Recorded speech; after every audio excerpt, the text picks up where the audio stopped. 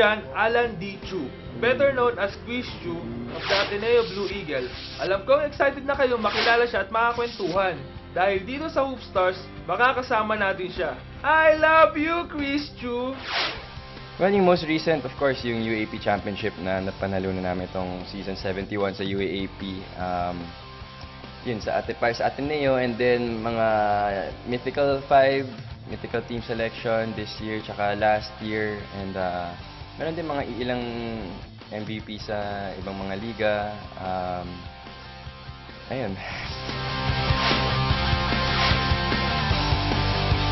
Papadrop na po ba kayo sa PBA o tutuloy po kayo sa RP team hanggang 2012 po? Yun yung hindi ko pa napag-iisipan.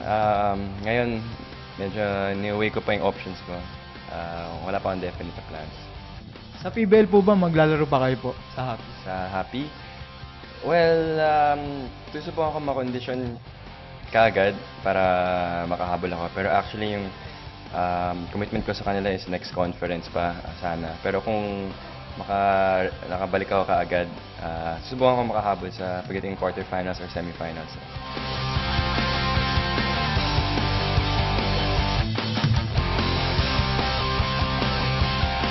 Pinanganak noong July 15, 1985 ang TV host, commercial model at multi-talented student. Hindi mo na artista host ako. Sana magkaroon na, malapit na sana. Kamusta naman po yung partner nyo, si Manny Pacquiao? Okay siya, syempre, binigyan na naman niya ng malaking karangalan ng ating bansa sa huling pagkapanalo niya kay De La Hoya. Ngayon, well, alam kong nasa stage siya at pabalik na siya. And sooner or later, maghahandaan ulit yun para sa susunod niyang laban versus Hatton. And yun, abangan ulit natin yun. Nag-high school siya sa Xavier San Juan. Nag-college naman sa Ateneo de Manila University where he finished his two major courses, BS Management Engineering at BS Master of Applied Mathematics, major in Finance, minor in Chinese Studies. Ano niyo pong pinagkakasya po yung schedule niyo kasi po meron pa kayong show sa 7 tapos sa RP team? Mahirap, nakakapagod, pero kaya naman. Flexible naman yung GMA sa mga taping schedule ko. And nagagawa naman ng paraan. Basta kung gugustuhin, kakayanin. Actually, kakatapos ko lang noong October. So, tapos na ako sa pag-aaral as of now. Ano pa po yung mga future plans niyo po sa career niyo po? Marami akong gusto gawin eh. Gusto ko mag-business eventually. Ngayon, habang nandito yung mga opportunity na makaservisyo sa bansa, makapag-basketball, whether yun nga, sa national team o sa PBA o kung saan man, tsaka itong mga opportunity sa pag-host, gagawin ko muna.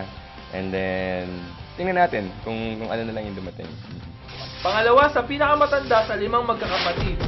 He is formerly the SK chairman and now a barangay councilor of Urdaneta in Makati. Ano masasabi niyo po sa coach po, kay Coach Torman?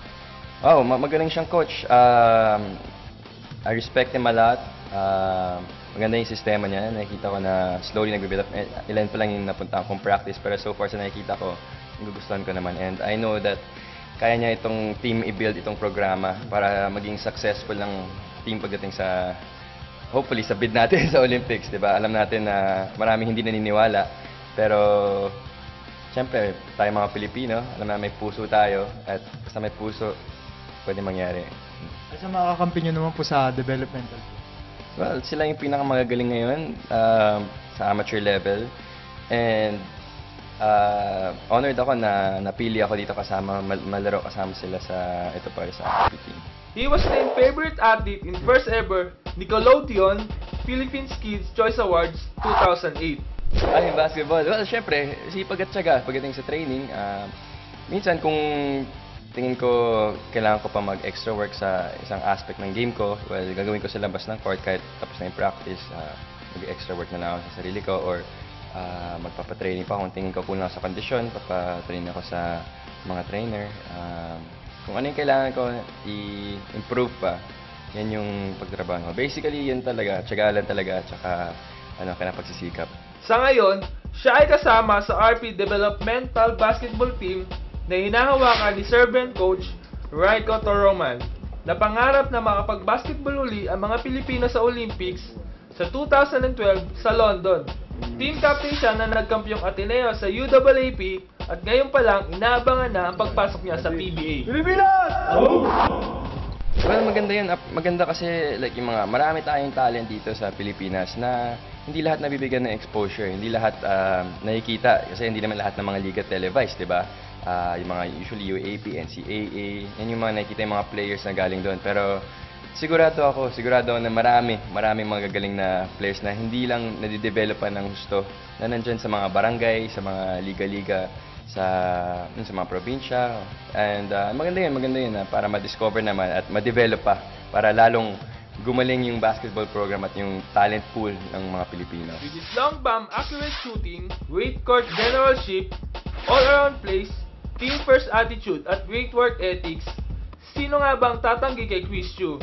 He is truly a model for the youth, a good example for students, and should be a replica for athletes. But para sa lahat ng mga batang mahilig sa basketball at gustong maging successful sa basketball, gaya ng sinabi ko, tiyaga lang talaga, wala nang papalit doon. Kailangan lang ng tamang training and tamang mentality. Siyempre, hindi lahat madali.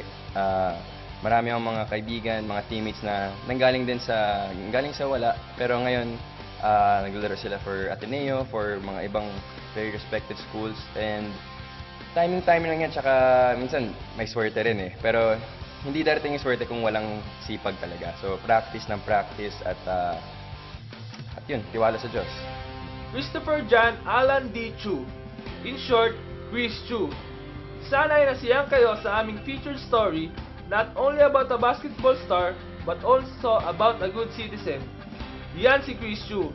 Tinitilaan di lamang sa hardcourt, pinaparangalan sa eskwelahan, maging sa academics, at TV personality rolled into one. Sana makausap niyo rin siya ng personal. Ito po si Jeff Morillo, aka The Matrix, at abangan niyo ang mga susunod na kabanata.